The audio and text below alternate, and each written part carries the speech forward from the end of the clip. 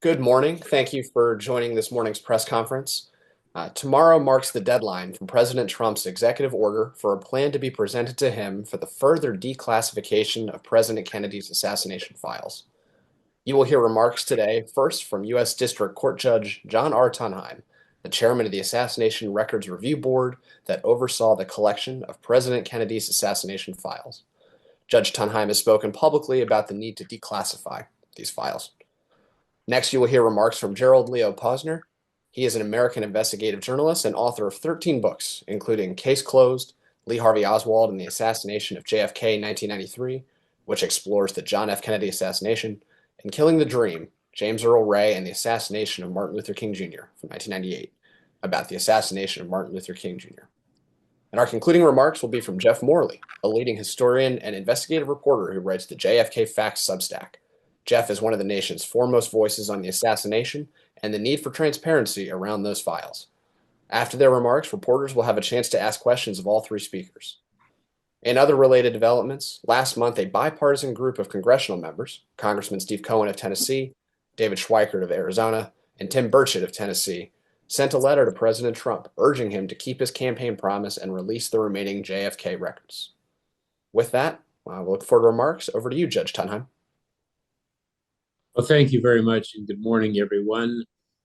This is an important day tomorrow. The plan should be provided, hopefully, to the president by agencies who still possess classified JFK assassination records for release. All of these records should be declassified and released right away. There's no continuing need to protect the classification of these records, many of which date back 60 plus years to the tragic assassination of President Kennedy. There's some information here that the board, the review board, had in its hands 30 years ago, 25 years ago when we were working. We did protect some information for a longer term, although most of what we reviewed, we released, including over 50,000 decisions that contravened what agencies wanted us to do. This was very important to us that we release everything possible because the law itself says that there is a presumption of immediate release.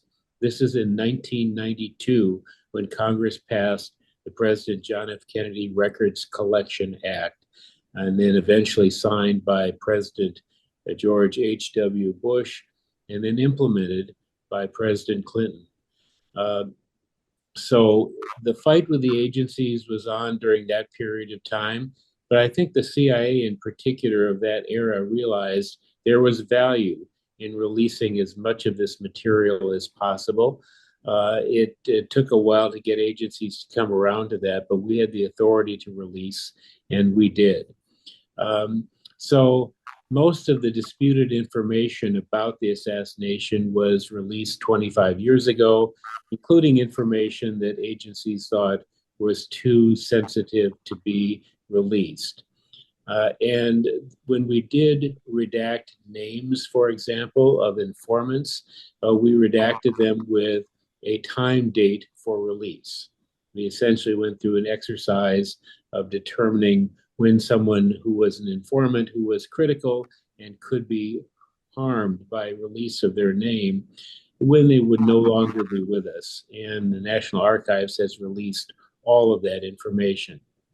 The board clearly felt that all of our national security related redactions, which were relatively few, could and should be released in 2017, which the Act specified, 25 years after the passage of the Records Collection Act.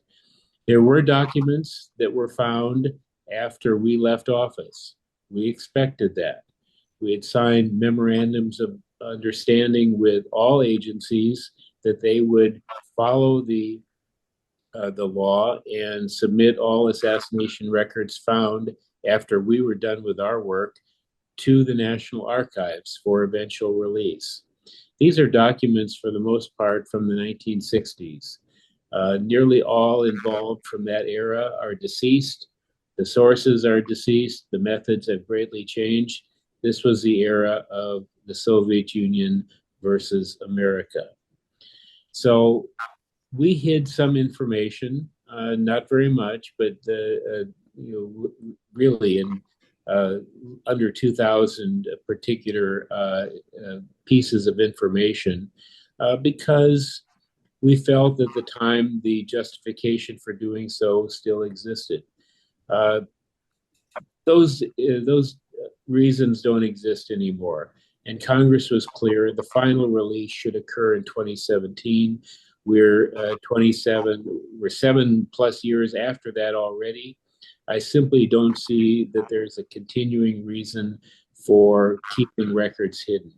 And I don't believe there are any secrets in these records that will change anyone's viewpoints. The review board was very careful about releasing everything that was directly related to the assassination, everything.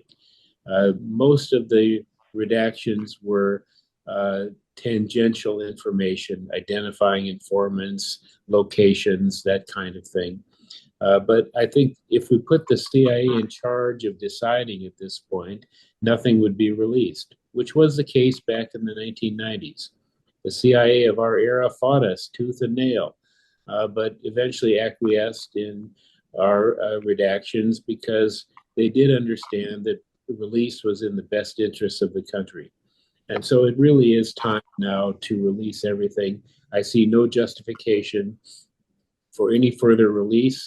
And to be honest about it, this would be a refreshing announcement that everything in the hands of the government that is even remotely related to the Kennedy assassination is released. It's not going to stop conspiracy theorists. That's perfectly fine. People have a right to believe what they want to believe. But I think the step of assuring people that the government is no longer hiding information about this very seminal event of the last century, one of the crimes of the century, is important enough to assure the American people that nothing is being hid. And I hope that President Trump agrees that documents should finally be released now, and that the plan to be released shortly will provide for that. Thank you. Thank you so much, Judge. Gerald, over to you. Thank you.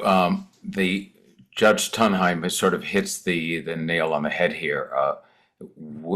A lot of people who follow the assassination, some of you who report on it occasionally, or when there's a documented release, are surprised, for instance, when Jeff Morley and I get together and agree on something wholeheartedly. And what we agree on here is what Judge Tunheim's talking about, which is it's long time overdue for transparency on the JFK assassination files that are being held at the National Archives, that are partially redacted or withheld in full.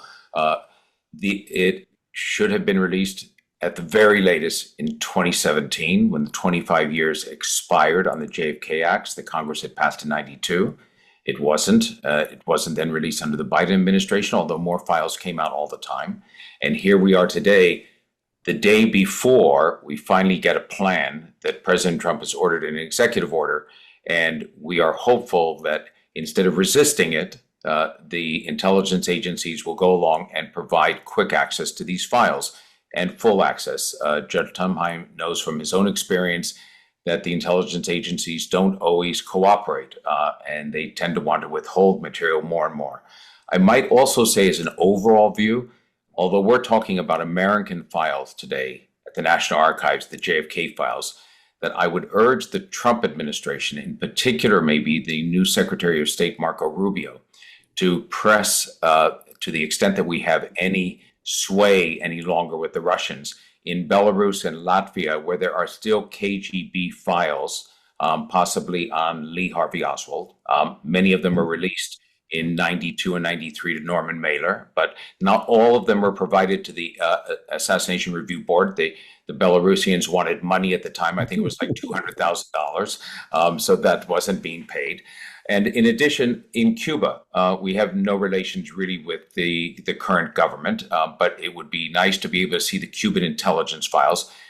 With Mexico, with who we do have relations that are times are rocky, we also would love to see, at least I would, I'm sure Jeff would, Judge Tunheim, the Mexican intelligence files that have not previously been provided on Mexico City. They had their own intelligence agents that might give us yet another window into what happened only 6 weeks before the assassination. So that being said, many of you may wonder, you may know, Jeff, Judge Tunheim, myself, we're often in the weeds on these documents. And so we assume everybody knows what's still there. You might not realize that when the Assassination Review Board sent over the documents that went into the classification process or had some redactions, there were about 35,000. And now we're left with between 3,000 and 3,500. Of those, about 3,000 have redactions, sometimes full page redactions. We're obviously very interested to see those. Sometimes single words or a part of a phrase. About 400 of those 3,000 files are Social Security numbers. They have redactions, at least, of Social Security numbers. Hard to imagine, but the Social Security numbers of some of the people who worked for the Church Committee that then went over to the House Select Committee, the House Select Committee employees who then went over to the Assassination Review Board, and they're sitting in there. The only carve-out that I personally, Judge Tunheim and Jeff Morley may disagree with this, would say for the release of the JFK files is I would agree to a withholding or redacting of a Social Security number of a living person for identity theft and items like that. I think that's a fair redaction. Beyond that, we're talking about instances, for instance, we have 515 files that are withheld in full. So everybody thinks, my God, that must be where the treasure trove is. If there's a smoking gun, it's going to be in there. Of those 515 files, nobody has seen a word of those.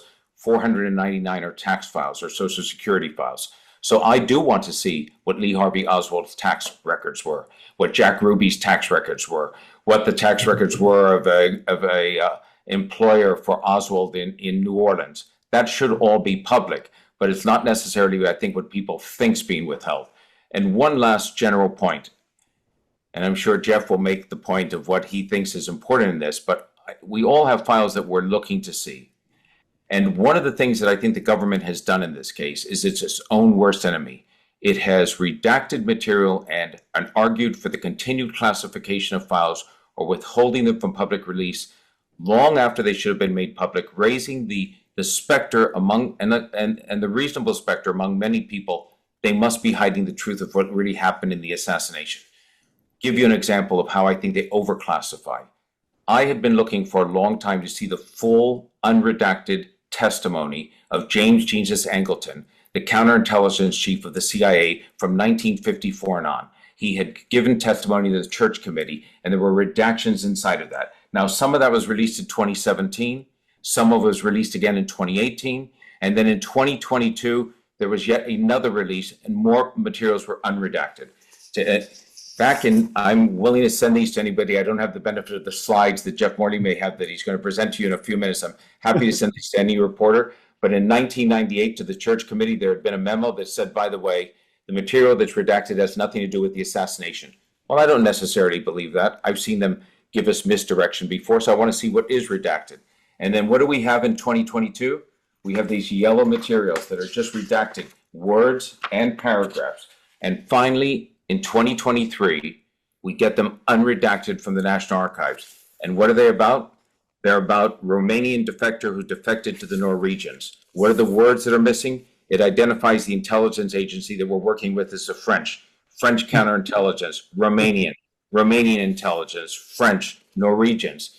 So there's no reason that this should have been redacted so many years after. It may at the end be disappointing to see the end results, but this is what they're doing time and time again at the CIA, over-redacting, holding back on information which the American people have a right to see. And I think that until we do that, we're going to continue to have conspiracy theories ranging from the recent one that's made the rounds that's sort of, the Jews killed Kennedy because of the Dimona, nuclear project, which has made the rounds with some I call far-right extremists who have pushed that idea, to the idea that Oswald was a CIA asset or that he had a personnel file or because somebody read an email of his mother once when he was in the Soviet Union, they must have had an entire file and were monitoring him all the time. Those answers are inside the files. And when we get them, we may know more about the assassination. But I don't think, as Judge Tunheim said, that will stop many people believing there's more to it than what I've concluded in the past, was that notwithstanding all the conspiracies that may have been existing against Jack Kennedy, a lot of people wanted him dead. Lee Harvey Oswald did it for his own warped motivations and got there ahead of any of the plotters. Gerald, thank you so much for those remarks, and we'll turn it over now to Jeff Morley. Hi, thank you, everybody. Thank you, Judge Tunheim, for coming, and Gerald. I disagree with the judge and with Gerald about the importance of the documents to come. I think there is definitely revelatory material in there, but I agree with Gerald and Judge Tunheim absolutely about the need for full disclosure now. It's the three of us have been thinking about this for a combined century. We've been thinking about these records and expecting them, and now it can finally happen if the president's order is, as he pledges, full and complete. And we all know from personal experience that the CIA has a consistent pattern of behavior on this issue of obfuscation, evasion, deceit, and destruction of records. So we're not interested in excuses or delaying further. The law is very clear. The president's order is very clear. And the national security considerations are not germane. So this can all happen. It's important to remember what the judge said at the outset. The JFK Records Act is still in effect. When JFK records are discovered, federal agencies like the CIA are obliged to put them into the JFK records collection. So we have a lot of records that are outstanding that are in the collection that are held by the National Archives, and we also have records that are held by agencies that have not yet been turned over. So any complete implementation of the Trump order will involve collecting both of those types of records. And the Congressman Cohen and Congressman Schweikert have made in their letter to Trump, they made some very concrete suggestions about how to get this done right. Set hard deadlines, do a complete search for new records, create an independent civilian oversight to make sure the process is transparent and complete. So we have the makings of a successful and complete full JFK disclosure, 8 years past the deadline, belated, but still now very much possible. But we've been down this road before, and we will see what the plan does when we get it tomorrow or in the near future. So I'm looking forward to that. I'm hopeful. But I also want to say, I want to talk about the records in closing, because I want to explain why I disagree with Gerald and Judge Tunheim about, is there significant material in there that will change our views? I think we can, but I think the point of full disclosure is when we see the records, we'll know for sure, and we can have that conversation. So calling attention to a couple of things. First, to me, the acid test is the personnel file of George Joannides. He's a CIA officer, deceased, stationed in Miami, 1963, running covert operations. And his paid agents in a program called AMSPEL generate propaganda about Lee Harvey Oswald before and after the assassination. The records of what Joannides were doing in this fall of 1963 are not available. And in this file, they are in fact denied in full. So any serious look at the JFK files will pull the Joannides file and make it complete. As Judge Tunheim has said, the CIA deliberately misled the board about this body of records, and it should be made public right away. And I'm glad to explain more about that file and what we know about it in the Q&A. A second thing, Gerald alludes to the testimony of James Angleton, and one of the times that he testified has not been declassified. The one that he spoke of has.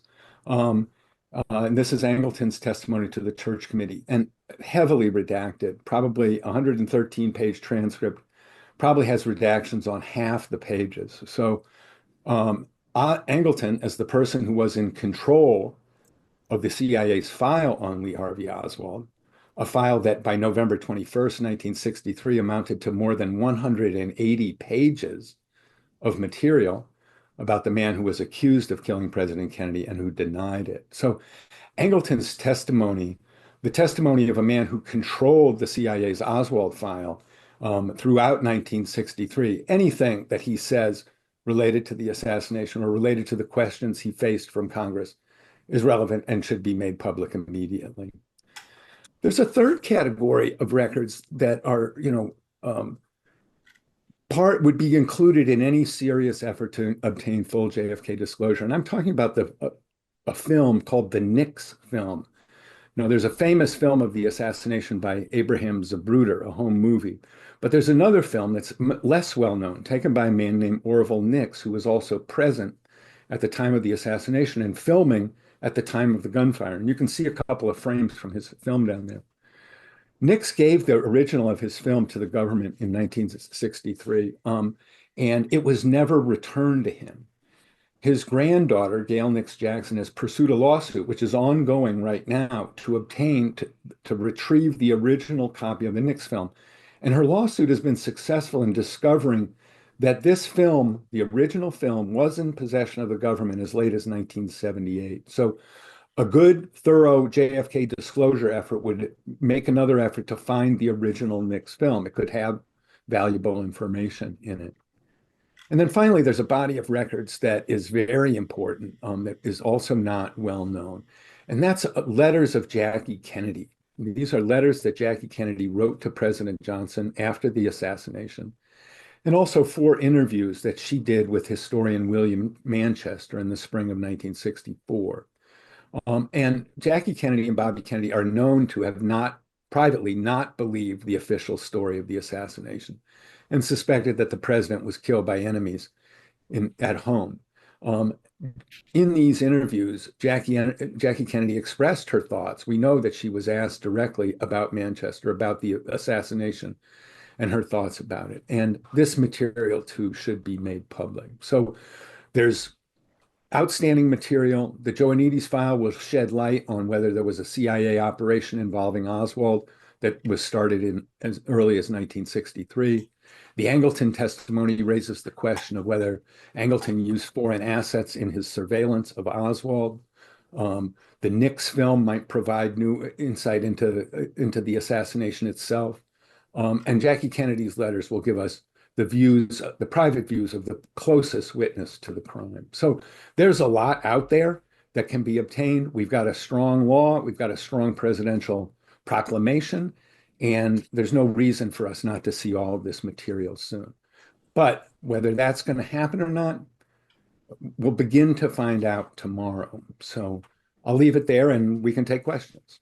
And if I could just say one thing on what Jeff just said. I think Jeff brings up an instance in which I want to err always on the side of including more files, not less. So I think that we're looking at an expansive interpretation, and not to get into it, but the Joanides is a perfect example in which we may disagree on the importance of what that file means. And I know that there's a 98 memo from inside the Assassination Review Board that says, we reviewed it and we know what his position was and it had nothing to do with the assassination. But that was never brought to the board and Judge Tunheim. They never saw that memo. So therefore, there are 44 or 45 pages, at least in his own personnel file, that have not been released by the CIA. They may not actually be sitting at the National Archives, but they should be released. Let's get those are the types of things where, like you said, Jeff, we may disagree on what we think it shows, but we don't know until we we see the documents. Exactly. Yeah, just to talk just for a moment about the Joanides file, I don't think that the board staff received the entire file. It was pretty bare bones, and that's why they concluded, although it did identify his role with the Janeway station in Miami, it did not have anything more about what he did there in that particular file. So it was sent back. I think it's time to release it all to erase these questions that everyone has about it. And I'll say something about what Gerald mentioned, the KGB files in Minsk, and there's a copy in Moscow as well. This is very interesting information. This is everything Oswald did during his time in the Soviet Union. And any information about Oswald is very valuable to the historical record because everyone's analyzing, whether this guy could have done what he did. And these files are very helpful. I did see the files in Minsk. We negotiated. We had an agreement to pay copying fees for a file that sat more than 5 feet high with files on top of each other. And there was an agreement that they would accept that money for copying fees. And we had the authority to do that. But then relatively new President Lukashenko decided that he wanted more money or that he wasn't going to cooperate anymore with the Americans. And therefore, we didn't get a copy of the entire file. We got only bits and pieces of it. It's a very interesting file. It should be released. And this is a good project for this administration. Thanks so much to all of our speakers. If anyone would like to, if any reporter would like to ask a question, use the raise hand function at the bottom of your Zoom panel, and Patrick or myself will unmute you to ask. Thanks. Jim Kaysen. I write for a newspaper. I write from Washington for a newspaper that's published in Mexico. And I wonder, Judge Tunheim, if you could say a little bit more about what you know from the files that have been released about that relate to Oswald's time in Mexico, and particularly what reasons the U.S. government might want to not release those. For Mr. Posner, I'm really interested, obviously, in what you think more specifically what the Mexican government could release that would help shed more light on this tragic event. And then for Jeff, if maybe you could just talk a little bit about the politics, why you think that, what are the different forces in the Trump administration that might want or might not want these files to be released? Thank you. Well, I'll start regarding Mexico files. There was a significant discussion concerning the nature of the United States cooperation with Mexico during the time period in 1963. This was a time period when everyone was spying on each other in Mexico City because all countries had embassies there. And the nature of that cooperation and the details about that cooperation was considered sensitive in the 1990s. I see no reason for that sensitivity today. The political party in charge then is no longer a viable political party in Mexico. And it's time really to see more details about that arrangement. Remember, Oswald made this trip to Mexico City 6 weeks or so before the assassination. At least as late as December in 1963, there were still tape recordings of his conversations in the Cuban and Soviet embassies. To find no record of those tape recordings today. Perhaps the Mexican government may know something more about that, and digging into the relationship with Mexico may give some answers to those questions. But I don't see any reason today for continued protection of these kinds of arrangements that were made in 1963. Jim, look, I think that Mexico City remains one of the areas for me of greatest interest in Oswald's visit there. I mean, here's a person who was a defector to the Soviet Union. He was in the newspapers and all that he had defected, and when he came back, he is a young Russian bride. And even if everybody's asleep in the U.S. security services, he suddenly pops up in late September, early October of '63 at the Cuban mission in Mexico City, the closest Cuban mission embassy diplomatic source to the United States, because all of the Cuban missions had been closed in the U.S. As you know, they had been kicked out. It's the height of the Cold War. We had the missile standoff just a year before. Cuba, 90 miles off the United States, is considered a real Soviet tool and threat. And so now you have Americans very seldom went into those missions, the Soviet and Cubans, looking for a travel visa to join the revolution in Havana. much less an American who had defected beforehand to the Soviet Union. Now you get Oswald there, and when he's at the Soviet mission, we know now from the testimony of the Soviet and the KGB agents who were there, not from their own files. At one point he even takes out his .38 caliber revolver and slams it on the desk, and one of the KGB agents grabs the gun from him and empties the bullets. He's sobbing at another point. When he leaves, he says, "The FBI is ruining my life. I may take action against them." At the Cuban mission, the diplomat who ran it says, he was the most unpleasant person we ever dealt with when we finally let him go. What did the Cubans, who obviously had intelligence on those two embassies, what did the Mexicans learn? I'd love to know that. Did they have their own Mexican intelligence agents near Oswald when he was on his time away from the embassies, so we could find out more about the parties that he was at and others where there's conflicting evidence of what he might have said? And one of the documents, as a result, that I'm interested in is something called Special Intelligence File, which is 52 pages. A large part of it is about what Mexican intelligence told the CIA about Oswald after the assassination. 37 of the 52 pages are still redacted. So I'm very interested in finding out what happened with that.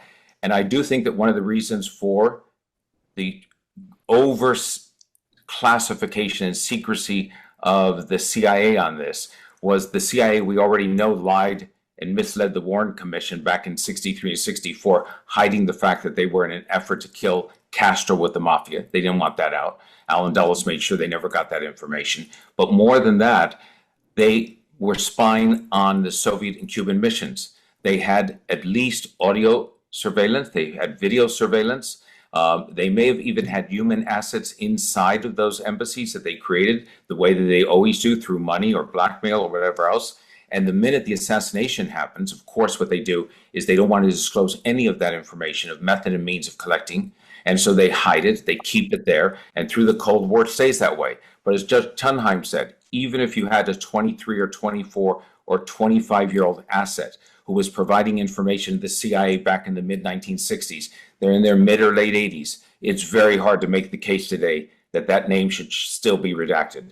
I've never really been comfortable with the CIA's denials about what it learned about Oswald's unhinged behavior in Mexico City from the time that they said, "Oh, we don't have the correct picture of him. That's of somebody else because our cameras don't work 24 hours a day."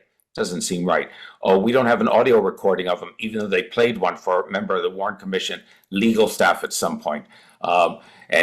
So I think there's plenty still to learn in the details of Mexico City, much of it to the embarrassment of the CIA. I don't view it as part of a plot to kill the president, as Jeff might think that they're hiding, but I do think that there are plenty of things that still to come out the CIA will have to hang its head in shame about. And just to add to what Gerald said, does the Mexican government someplace in their archives have audio recordings of Oswald visiting those embassies? Information was shared with the Mexican government. That was part of the deal. I'd like to know the answer to that question. Yeah, so the question of Oswald in Mexico City is key. Gerald emphasizes all the screw-ups and interprets all of them innocently. I think that's premature when you're dealing with a clandestine service. The Oswald file, running 180 plus pages, the pre-assassination Oswald file, was not fully declassified until April 2023. That tells you just how sensitive he was and indicates that Oswald might very well have been part of an authorized CIA operation that has never been disclosed. My belief is that the Joanides file will reveal that, and that fact alone will change the assassination conversation.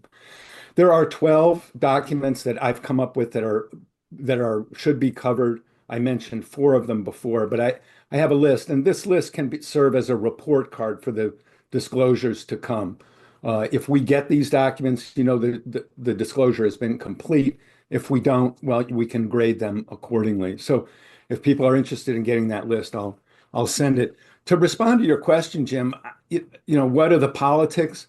I mean, this administration is divided between hawks and populists, especially on foreign policy. I think the hawks will argue the traditional national security argument. These are sources and methods we can't give up. It will harm our credibility if we realize this, and the populace will say, no, we want to see all of this. So I think that's probably what they're arguing about within the administration if they're arguing about this plan. In terms of Mexico, though, I think what's very interesting is, the Mexican government itself has launched a kind of declassification process of its own, doing a big release on what they called the Dirty War, a dirty war against leftists in Mexico in the 1970s. So one of the documents on my list and is in question is a 77-page summary of these CIA surveillance operations that we've been talking about, and including two of the operations that surveilled Oswald. Probably half of this document is now redacted. But I think from the Mexican point of view, there's no reason from Mexico's point of view not to release this information. Like Judge Tunheim said, it's a new regime down there, a new government. They're not invested in the old government. They're doing their own process of coming clean with the past. And yes, they may well have JFK records. These surveillance operations, we know, were run jointly with the Mexican government. So both governments got copies of all the tapes that were generated. So that indicates that there might be tapes from 1963 in the hands of the Mexican government. So again, you come back to this point, full disclosure is the only way to resolve all of these questions. Right. And Jeff, if I could just amplify what you said on the politics, and the reason why I'm viewing this as a glass half full executive order is the person who really led the effort, and I'm going to overgeneralize this last time to convince Trump not to release them, was Pompeo at the CIA. And one of the reasons I think Pompeo is not invited back into this is my speculation, into Trump 2.0 is because Trump feels had a little bit by that. This time, Jr. and that are pushing him. So I'm hopeful in a different way that the politics are tilted toward disclosure this time. Let's hope it will take real effort. The CIA is not going to change what they've been doing around JFK records for the past 62 years just because there's another president and the president wrote some words on paper. That's not how the CIA works. They are going to fight disclosure of the Angleton testimony and the Joannides file because they don't want that information out. People say, oh, well, there's nothing in there. Come on. If you're hiding something after 60 years, then you probably have something to hide. I refuse to put an innocent explanation on this. They don't deserve an innocent explanation, not 8 years after the deadline's been blown. So we do have a real test of are they going to be serious? And, let's see the plan that comes out tomorrow. I think that this is going to take a while and that we're going to see the institutional forces resisting full JFK disclosure. I hope not, but I think we will.